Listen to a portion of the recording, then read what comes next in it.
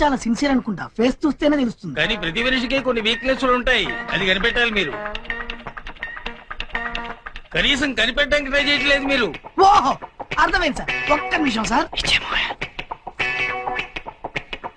Sir correct గా కనిపెట్టావు. ఇప్పుడు చెప్పండి.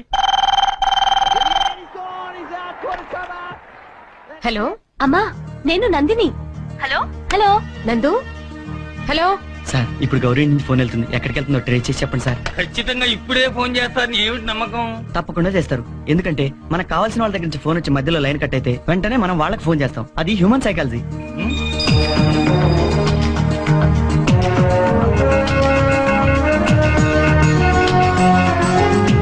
మీరు అడిగిన నంబరు నిజాంపేట దుర్గయ్య పటేల్ పేరు మీద ఉందయ్యా. ఎస్ మావయ్య, నందు నిజాంపేటలో ఉంది మావయ్య.